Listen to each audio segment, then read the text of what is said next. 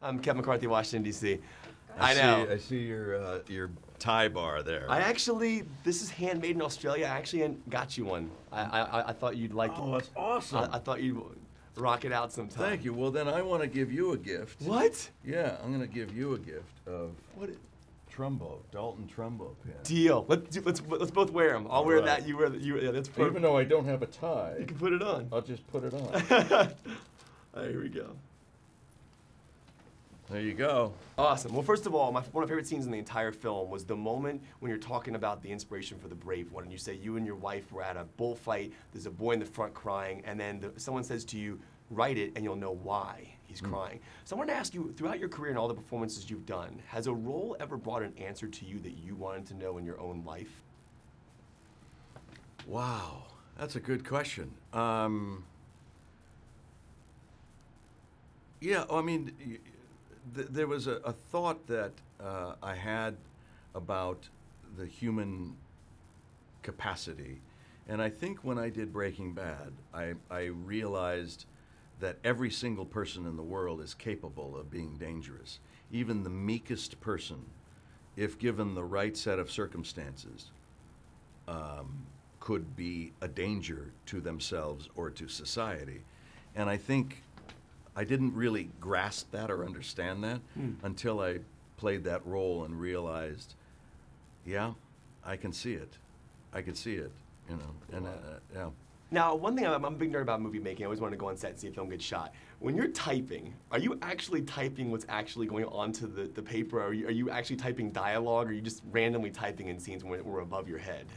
Well, I'm actually probably typing just a stream of consciousness things, but I always felt that it's important, because I do type, but and it's important to actually type something, so that it gives my brain, so that you're not going, you know, M,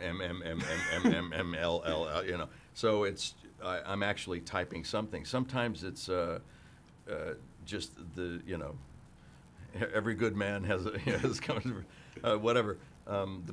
The brown fox jumped over the whatever the things are and they're typing. But I would just, you know, kind of think of things or hear a conversation and just start typing a conversation out. I always thought Breaking Bad had the most perfect scripts of all time.